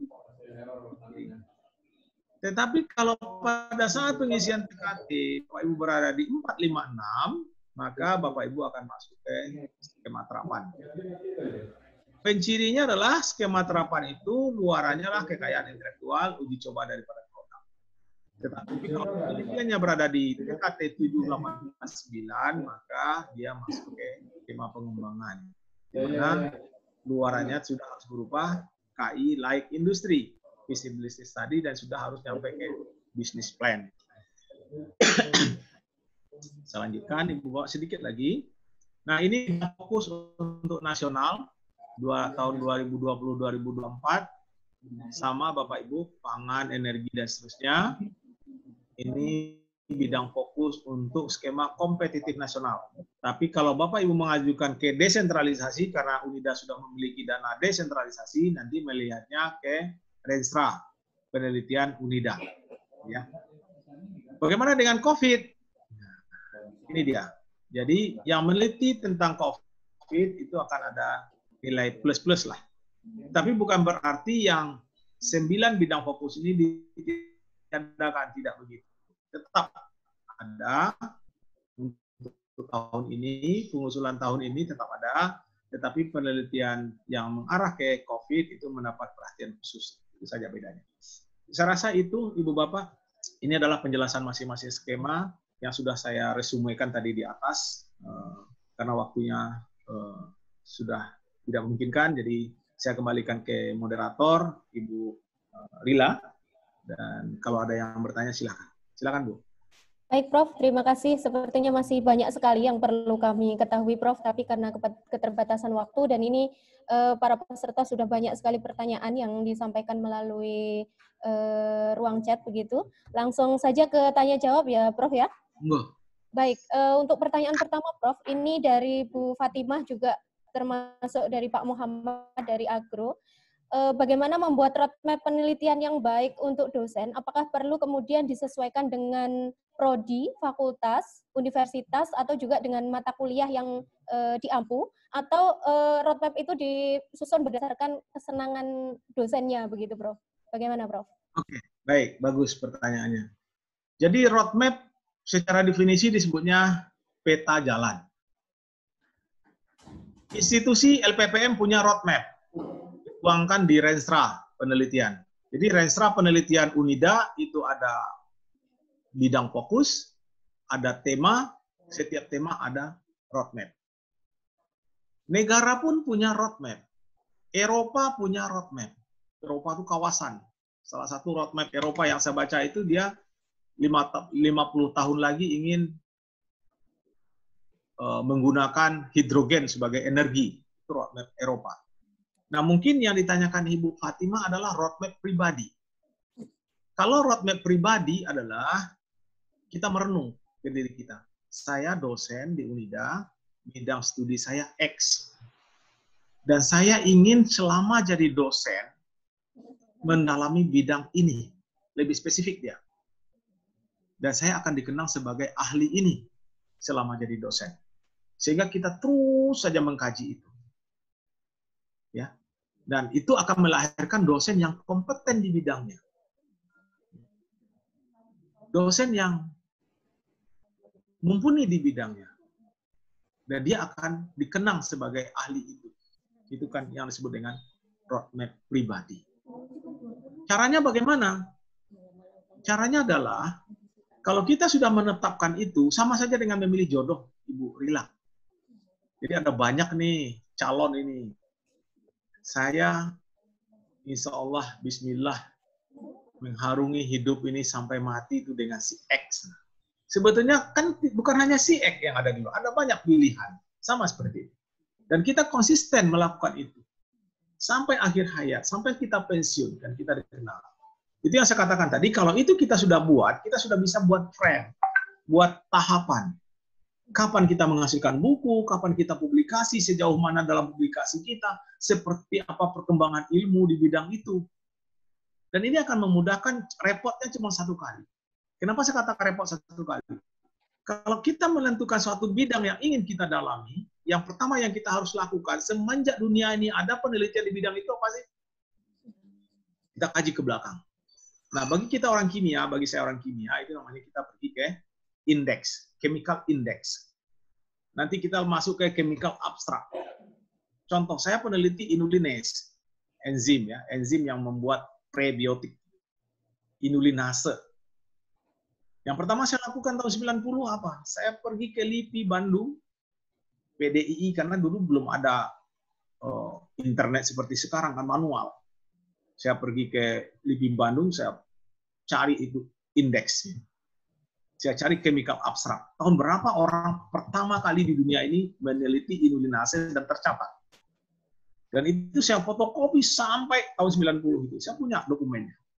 Nah, kedepannya kita mengikuti lagi perkembangan ilmu itu ke depan. Ya, dengan sekarang itu lebih mudah. Karena sekarang sudah bisa terkomunikasikan dengan mudah melalui media yang sudah semakin canggih ini. Ibu Fatimah. Baik, Prof. Ini masih ada pertanyaan dari Bu Fatimah juga.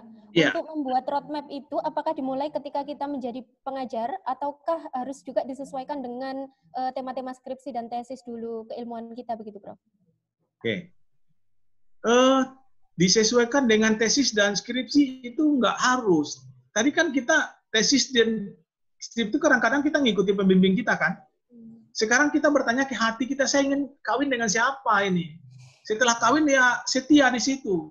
Jadi setia itu tidak hanya dengan pasangan, dengan keahlian kita juga harus setia di situ sehingga memang menjadi ahlinya. Apakah kapan dimulainya? Itu yang saya katakan tadi, roadmap itu ada 3 masa. Masa lalu, masa saat ini, dan masa yang akan datang. Masa lalu itu yang saya katakan tadi, kita lacak itu penelitian di bidang itu sampai hari ini, masa lalu. Sehingga kalau orang bicara tentang topik itu, dia nggak bisa main-main dengan kita itu. Saya ngerti, di sana mengerti, di sana meneliti di sana gitu. Dan apa yang dilakukan saat ini? Kita akan dapat komunitas. Sekarang mudah kita dapat komunitas. Siapa saja di Indonesia, siapa di dunia yang bekerja dengan bidang ini. Begitu kita publikasi di bidang itu, banyak yang menghubungi kita itu. Dan lebih spesifik di topik kita yang kecil, itu apa yang akan kita kembangkan ke depan dalam menambah khasanah pengetahuan. Dan memang nanti akan terasa sendiri, Ibu Bapak, kata Tuhan itu, ilmu yang diberikan ke kita itu sedikit sekali dibanding ilmunya Allah. Begitu kita perdalam, kita bingung sendiri, kok makin tidak tahu saya, makin tidak tahu, makin banyak yang saya tidak tahu. Sehingga itu menimbulkan kita untuk belajar dan belajar. Itu dikatakan belajar itu kita sampai ke liang lahat itu karena memang kita merasa banyak yang tidak ketahui. Kita ketahui di kesemestaan ini.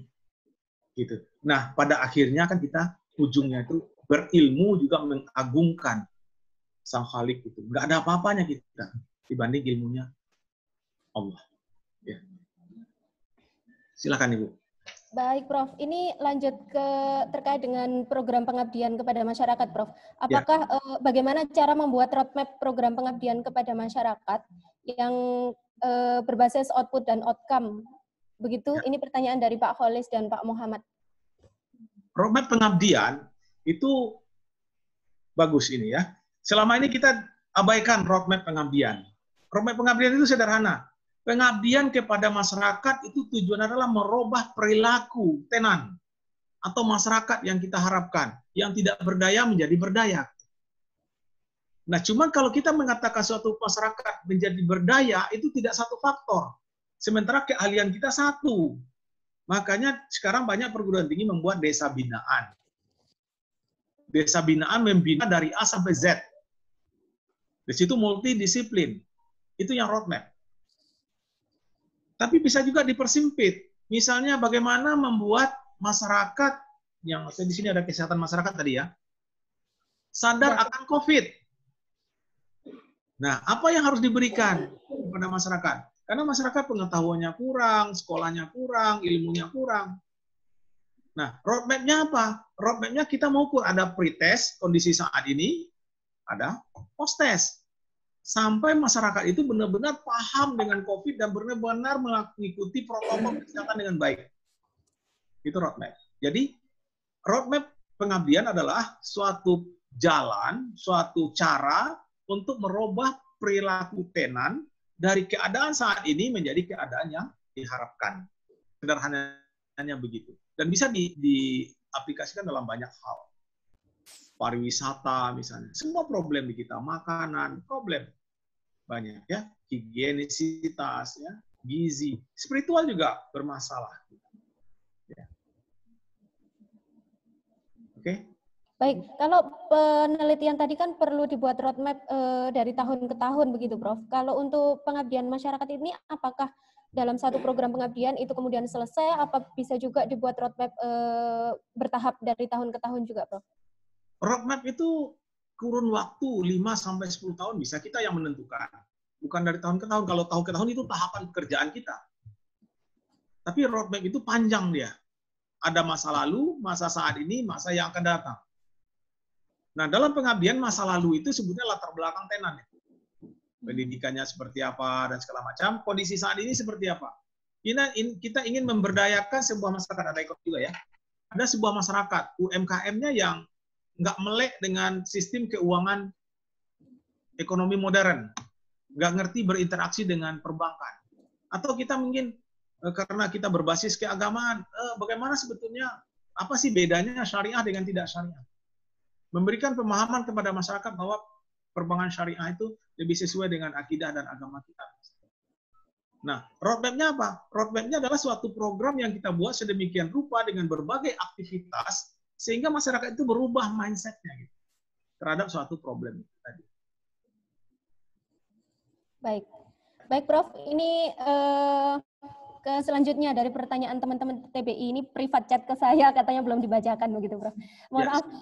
Bagaimana contoh real penelitian bidang sosial yang inventif dan inovatif, Prof? Karena dan termasuk juga penelitian bidang sains dan sosial itu mana yang lebih banyak porsinya mendapat hibah Dikti? Begitu. Oh, iya. Sosial selalu menanya seperti itu.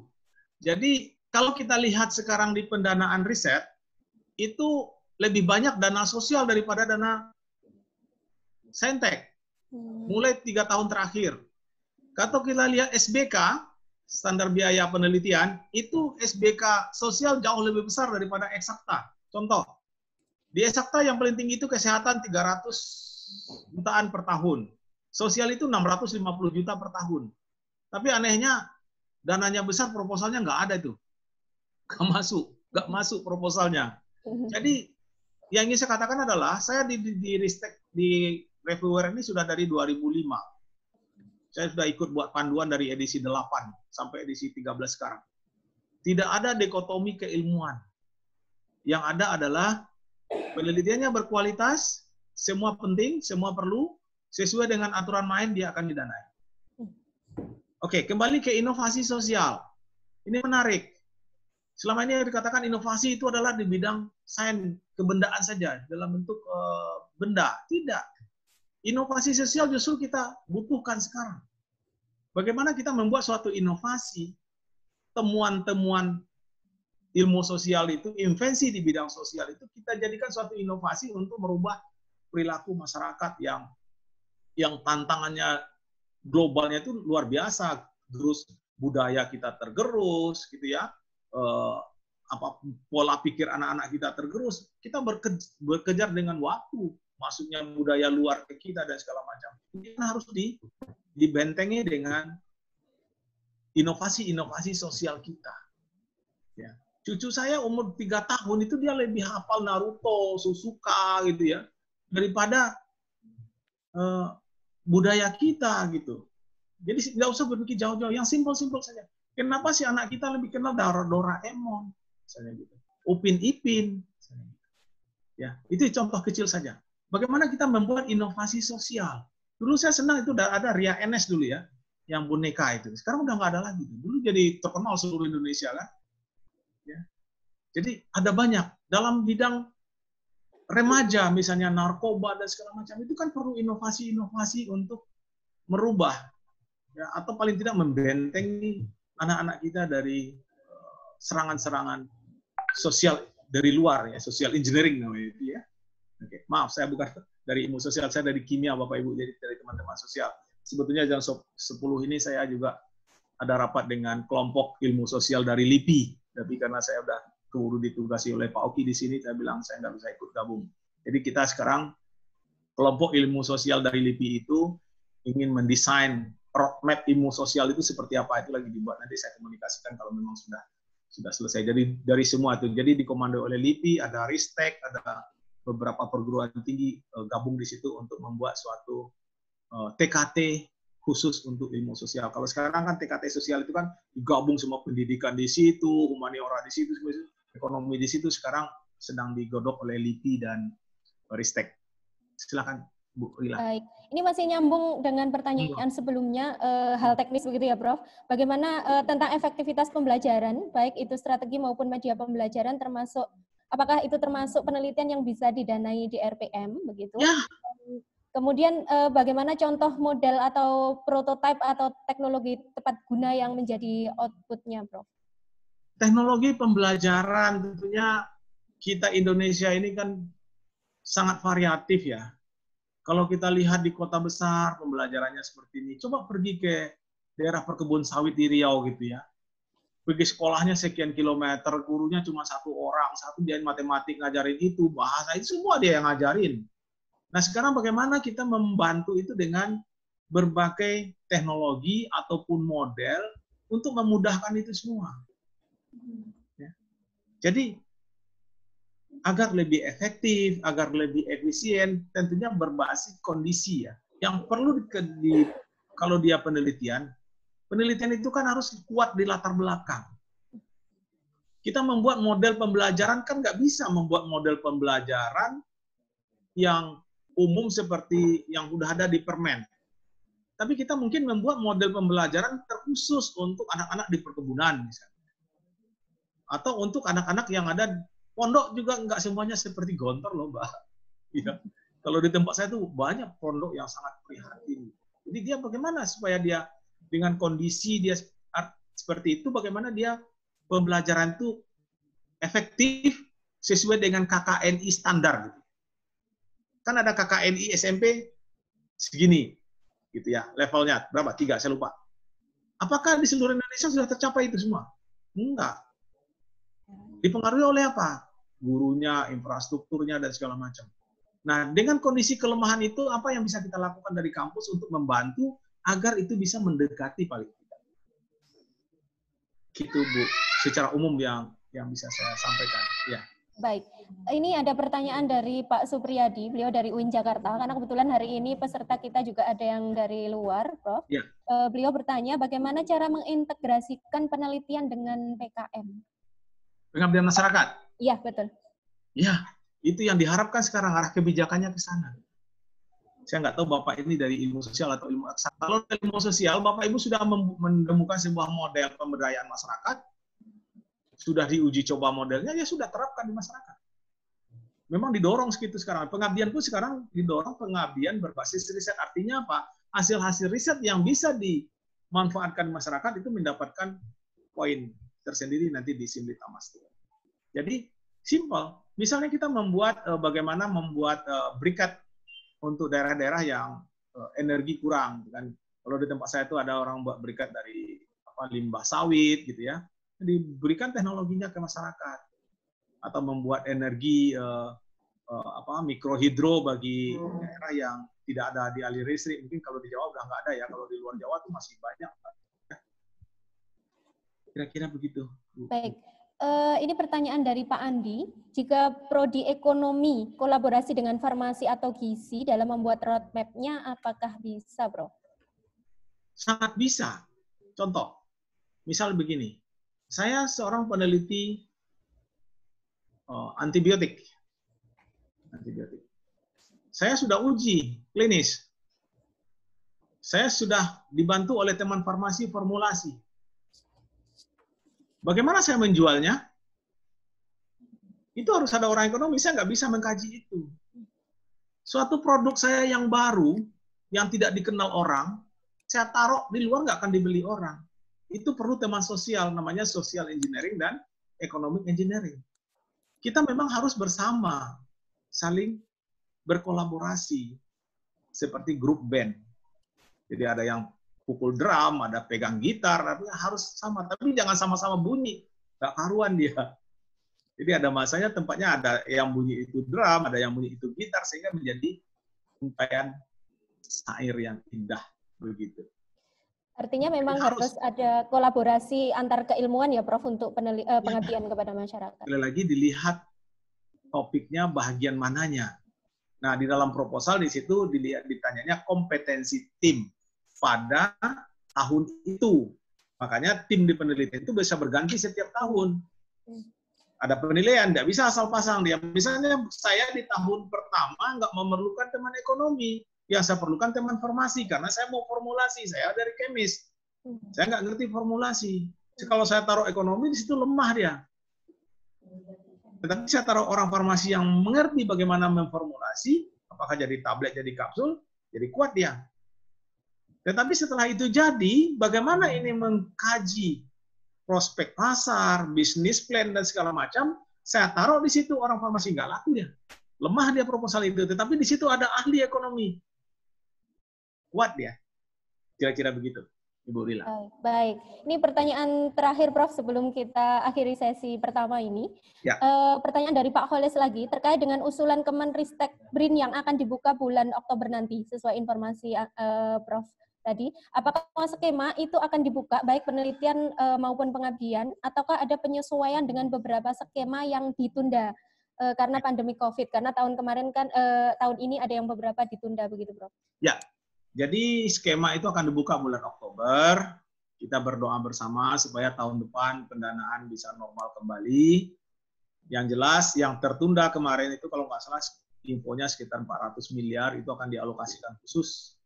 Jadi yang tertunda jangan bersedih hati. Kalau sampai hari ini informasi yang saya dengar itu khusus disediakan dulu untuk yang tertunda. Nah, sisanya nanti baru untuk usulan baru. Dan kita berdoa supaya bapak-bapak kita yang di atas itu masih bersemangat mencari tambahan dana sehingga kita mendapatkan alokasi dana yang memadai. Bukan yang banyak ya. Kalau banyak nggak habis juga. Jadi kalau dana BOPTN itu dikasihkan ke dosen semua, nggak ada yang ngambil juga dananya. Dana desentralisasi aja nggak terserap. Oke. Artinya prioritas memang untuk yang ditunda, begitu ya, Prof ya? Betul. Kemudian tidak ada pemotongan antara penelitian dan pengabdian ya, Prof? Atau bagaimana, Prof? Sama dengan tahun ini. Kebijakan saya tidak berani jawab karena itu ranahnya struktural. Kita sama-sama dosen. Saya dosen di UNRI, Ibu di UNRI. Kalaupun saya tidak boleh jawab itu. Baik, Prof. Saya kira tadi mau ngasih bocoran sedikit begitu, Prof. Baik, Prof. Alhamdulillah ini semua pertanyaan sudah terjawab begitu. Terima kasih atas pemaparannya, Prof. Karena waktunya juga sudah selesai. Nanti akan dilanjutkan kepada sesi kedua begitu. Sekali lagi kami sampaikan terima kasih kepada Prof. Saryono. Kami kembalikan kepada MC. Silakan. Baik, terima kasih atas materi sesi 1 oleh Profesor Dr. Saryono MSI dengan moderator Ustadzah Rila Stianingsih SIKOM MSI. Selanjutnya memasuki materi kedua, sesi kedua ini, yaitu tentang pemanfaatan basis data e-jurnal dan sitasi untuk rekam penelitian dan pengabdian masyarakat. Dengan moderator Ustadz Dr. Ikhwan Mahmudi, MPD. Silahkan Ustadz Ikhwan untuk memandu acara pada sesi kedua. Waktu sepenuhnya kami persilahkan. Baik, bismillahirrahmanirrahim.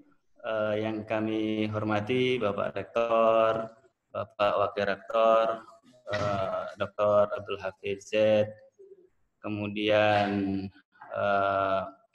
pemateri kita hari ini, Prof. Saryono dari Universitas Riau, Bapak Kepala LPPM, Kepala BPM, Asatidz Ustadzat, dosen semuanya. Assalamualaikum warahmatullahi wabarakatuh. Waalaikumsalam warahmatullahi wabarakatuh. Alhamdulillahirrabbilalamin wa bihi nasta'in ala umuri dunya waddin wa ala alihi wa ashabi ajmain amma ba'd. Prof, mudah-mudahan masih semangat ya, Prof. Insyaallah. Kami di sini tidak perlu mengenalkan lagi karena tadi sudah dikenalkan oleh Bu Rila tentang Prof ini.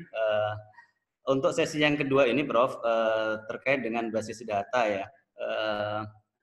Pemanfaatan basis data e-jurnal dan sitasi untuk rekam penelitian dan pengabdian masyarakat. Memang dalam penelitian atau pengabdian masyarakat tentu ada data itu perlu, sangat penting sekali. Kita mengenal dalam istilah penelitian itu sebuah pernyataan yang sangat masyhur, garbage in, garbage out. Jadi jika yang masuk itu datanya adalah data sampah, maka yang keluar adalah sampah juga. Kalau datanya salah, maka penelitiannya salah. Sehingga akan berakibat fatal terhadap penelitian. Data yang salah tentu bersumber dari instrumen yang salah. Instrumen yang salah itulah nanti yang mengakibatkan data kita menjadi salah. Nah, dalam penelitian atau pengabdian masyarakat sekarang ini kita di era yang serba internet ini tentu data-data yang kita perlukan, kita dapatkan untuk analisa sebuah penelitian atau pengabdian masyarakat itu tidak hanya data yang langsung kita dapatkan, tentu kita bisa juga menggunakan data-data data meta ya. Maka ada beberapa penelitian meta analisis itu. Tentu itu kita bisa gunakan sebagai data untuk rujukan penelitian. Nah, ini mungkin yang beberapa hal yang perlu diketahui oleh beberapa kawan-kawan dosen. Maka Prof. Saryon ini kami kira sudah sangat pengalaman terkait dengan basis data, pemanfaatan data dari langsung maupun dari jurnal atau terkait dengan sitasi juga. Maka mohon penjelasannya, Prof. Bimbingannya. Mudah-mudahan hari ini kami bisa belajar dari Prof. Saryono. Tidak panjang yang kami sampaikan, sepenuhnya kami berikan waktu kepada Prof. Saryono. Monggo, Prof. Silakan. Baik, Pak Ikhwan Mahmudi. Iya, Prof. Ya, langsung saja. Matur nuwun, terima kasih. Ya, saya tadi coba resume dari apa yang disampaikan oleh Pak Ketua LPPM sama Pak Ikhwan dengan surat yang datang ke saya. Saya mungkin lebih stressing. Tadinya saya berpikir begini, 40% proposal itu gugur tahun lalu kena rekam jejak. Jadi saya tergiring dengan itu sehingga saya menulis PPT ini arahnya ke bagaimana suatu rekam jejak itu menjadi